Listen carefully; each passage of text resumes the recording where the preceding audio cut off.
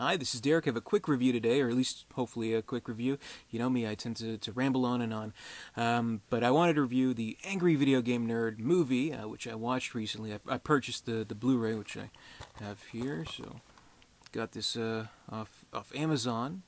Pretty cool cover art. Actually makes it look, kind of like this big epic thing, which it kind of is actually. So I think that's pretty cool.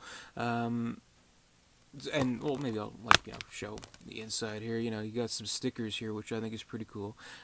It's the disc itself, so pretty cool presentation. It looks legit. I mean, and it is legit. Hours of special features, haven't even got into them yet. But yeah, that's one thing about the movie that very much caught me off guard. First, is like, wow, holy shit, this looks like a real movie. So it's kind of interesting to see that like in high definition on my fucking TV instead of on my computer screen. Which I've been a fan of the nerd like forever. I mean, almost since the very beginning. Of watch his reviews over and over. I mean, he's definitely he's like the guy. He's like a pioneer in like kind of how we view and see internet entertainment. So definitely he has his place in this new kind of climate of entertainment, really, and how anybody can pick up a camera, do a review, and he's absolutely proof of that. Look at him now; he has a fucking movie. So I think that's kind of interesting. I think that's kind of cool. But I was on a kick of his reviews lately, watching a whole bunch, and I had actually forgot that there was a movie, but then they're like, oh yeah, it's available on Blu-ray now, and I'm like, oh, okay, cool. I'll check this out. So I didn't know too much about the movie, like only that like it was this like fabled thing, like, oh yeah, it's being made, don't worry, it'll be here soon, like 5 years later or whatever. And I knew it had something to do with the E.T. video game. That was like kind of a big part of its plot, basically. So yeah, all this pretty cool, and I mean, this very much feels like like a B movie, sort of like something that you see on sci-fi.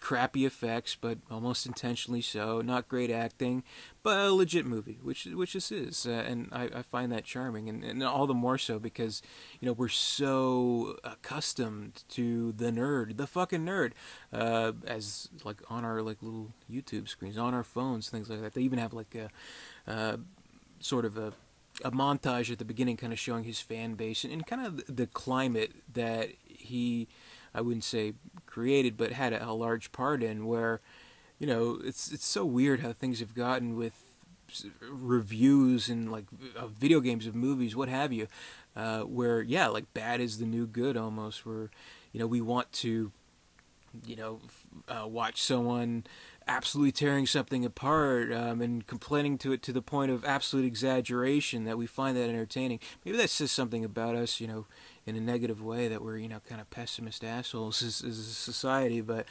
that's neither here nor there.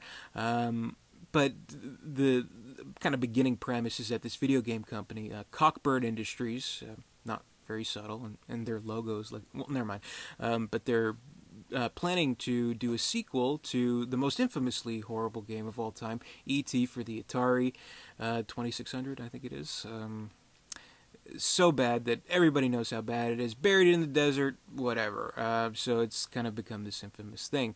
So they're like, let's make a sequel to that game that's intentionally bad, even worse, so that people will review it. Angry Video Game Nerd will review it, and it will make lots of money. So that's kind of the climate that we're in right now, which in some ways it's sort of accurate, sort of. So the satire is there.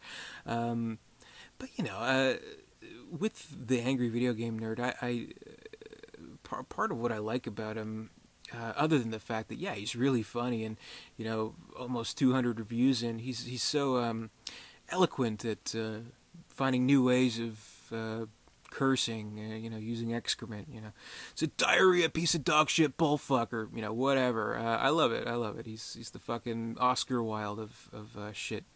But anyway. Aside from absolutely tearing apart games that absolutely deserve it, that are horrible, it is kind of this thing that I think a generation, a very specific generation, a very specific demographic would respond to. I would say myself included, like maybe like late 20s, early 30s or so, where yeah, our past is kind of plagued with those days after school, those weekends, where Nintendo was the thing, but there's no internet, no reviews of video games, no walkthroughs or anything like that, where you'd rent the video game, you'd try your luck, and if the game was shit, if it had no way to get past it, that was pretty much it. You're out of luck. And so there are a lot of abandoned games out there where we just kind of gave up and left it in the past. But what the nerd does, he goes back to those games, and not so much tearing them apart, which he does anyway, but that's almost like a side effect of what he's doing, almost like he can't control that reaction to it. It's just his reflex to do so, over exaggerate and get really angry at the game. But what I like about him, what I think a lot of people like, is that he is going back to the games. He's trying to figure out how they work, how to possibly try to beat them, and kind of finish off what's been left in the past, what's been abandoned. So I find that endearing, and I think a lot of people do. So you'll see him being emulated, but a lot of people just focus on oh, this fucking sucks, this is fucking horrible, pointing at every single flaw. But to try and understand what it is, to try and beat that kind of a game, I think it takes a very special kind of madness, which I'm sure the Angry Video Game Nerd and James Rolfe possess. So what a better concept for this movie, this big Angry Video Game Nerd movie, than the Atari ET game, which itself has been abandoned, left in the past, buried in the fucking desert, left completely, in infamy, basically. It's become this, legend among gamers. The game that was so bad, it was buried in the desert, it was recalled. That's enticing for any gamer. And of course, people would want him to review that game. And that's kind of what leads into the whole journey of the movie, basically.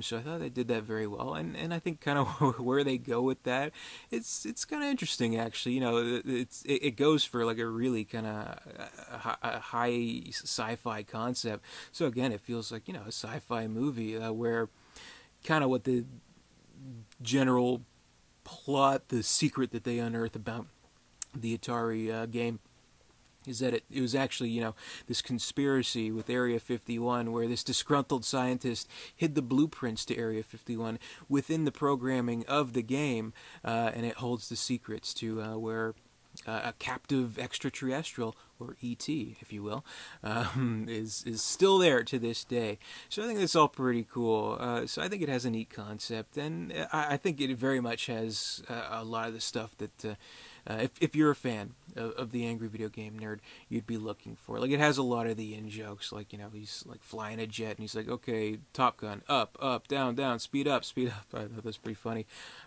Even when, one of the villains, one of the villains meets their fate. They have a fate very similar to the villain in Teenage Mutant Ninja Turtles 3, where they kind of like fall off from a roof and kind of evaporate into nothing, which was, in his review of the Teenage Mutant Ninja Turtles movie, which is always funny. So it's like very, very esoteric. Like, I would definitely say this is something for fans of the nerd. Like, I wouldn't say this is like a very general type of movie that you're like, yeah, get Grandma to come in, little Jimmy, we'll all sit together and watch the Angry Video Game Nerd. No, not so much. So, I mean, it is an esoteric movie. And, kind of like a cult movie, destined to be a cult movie, I would say. But yeah, it definitely delivers what you want. It has, also like kind of like little in-jokes. Like, they know it's not a high-budget movie, so they kind of poke fun at that. He has this dream sequence where he's like, even my dreams are low-budget, and, stuff like that. He says, a nerd's got to do what a nerd's got to do. His buddy, Cooper, he's like, what? And he's like, oh, I was just saying that for the trailer. The girl... I forget her name, but the Cockburn girl, I'll just call her the Cockburn girl, who's like faking to be a nerd, trying to coerce the nerd into agreeing to review the ET2 game. She gets into like a cat fight, like, oh, I wouldn't demean myself to go in a cat fight, but I guess I'll do this. So stuff like that, and some of it works, some of it doesn't. Like they definitely go for it, especially in like the latter half of the film, because it even expands on that plot that I described with the alien, who's voiced by Robbie Riss, by the way, Michelangelo from the Ninja Turtles movie. So that was pretty cool, even though the puppet is it's shit. But and like unearthing this like evil force, I forget what it's called. It's like a Cthulhu kind of fucking thing, hidden in Mount Fuji, which Atari logo is the Mount Fuji. He's like Godzilla style, breaking down really shitty buildings. So like it's like intentionally shitty effects for the purposes of this ironic kind of comedy, which after a certain amount of time, it's like, okay, I get it. Like, it looks like a fucking toy car is being stomped on. I get it. That's kind of funny. They do it again. Okay, it was funny the first time. They do it again. The girl like gets grabbed by the giant monster, whatever. She's very clearly a little Barbie doll. It's like, okay, just relax. Just stop with that. I find it more endearing when they actually like try to go for the effects. Like, there's a scene where they have to access this hidden laboratory, and they have to go through this like gamer kind of test of faith, which I thought the effects weren't great, but at least felt like they're trying, like they're doing something a little modern and cool. So I like that. So yeah, I mean, the movie has its pluses and minuses. I thought there were a lot of funny aspects to the movie, not just in jokes, but in general. I think the humor's pretty good. I thought they could have put like more jokes into, but it is kind of neat and interesting to see like the nerd character outside of the reviewing, that you see him at his job. He works at a video game store, though he knows nothing about modern games, so that's kind of funny. You see him at the bar. He's like kind of this local celebrity. He's like the slow motion walk into the bar / arcade. It's like, yeah, like high five and whatever, signing people's shit. So that's kind of funny too. So I liked all that, and I think this movie is like the ultimate test of, okay, how much do you like the reviews themselves, and how much do you like the character, the nerd? And I think there's something that we all really respond to with the nerd character. I mean, that's why he has such a fan base. Like, it's not just the review itself. I think it is the character that James Rolfe has created. So that definitely, I think, touches a nerd. And, he's a funny character. And his facial expression, like nerd face, whatever. I think that's all pretty good. So I mean, it's you're not going to see this movie on the list of Oscar-nominated movies this year. You're definitely not.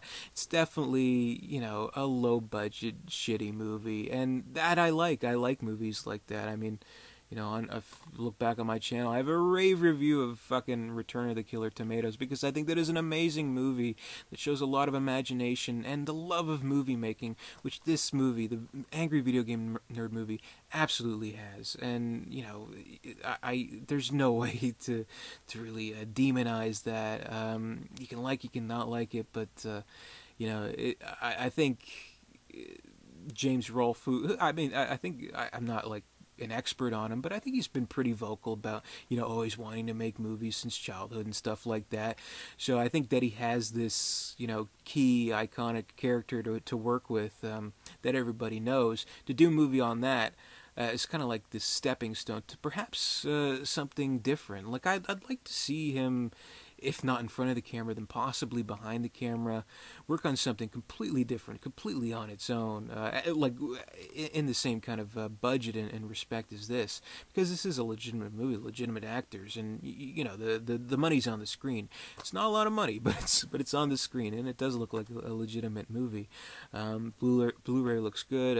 As I mentioned, special features has plenty. Haven't been through all of them yet, but it says here there's over 10 hours, so there's a lot to go through. So if there's a rainy day and I want to just see how the Angry Video Game Nerd movie was made, there you go. Have at it.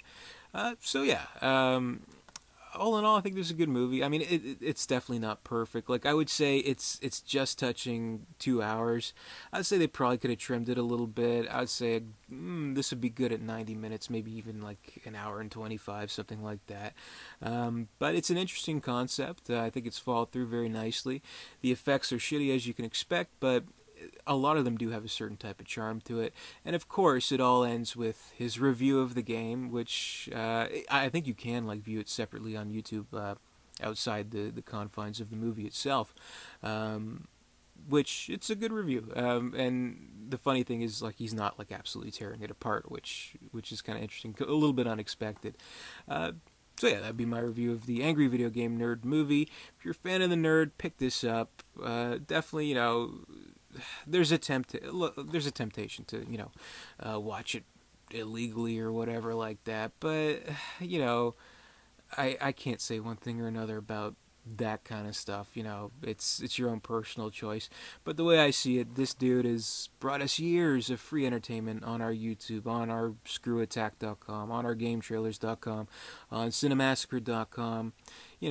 Support independent projects. If you want to screw the Hollywood machine by sneaking into the movie, have at it. Have at it. Go to Transformers 4, that's a fucking piece of shit. I'll say this is better than Transformers 4, easy. But yes, if you're a fan, support the movie, give it a watch. So that'd be my recommendation. So I figured, all these years I've watched this guy, didn't pay a cent. I'll buy the fucking Blu-ray, why not? And I'm happy I did. I'm very happy to have this in my collection. I'd very much see this as like a midnight cult kind of movie, and I'll definitely check it out again. So I enjoyed it. Give it a thumbs up. So that's my review. As always, please comment, rate, subscribe. Let me know what you thought of the movie. Did you see the movie? Comment below, let me know. And that'll be it for today. More videos on my channel to come. Until then, I'll see you later.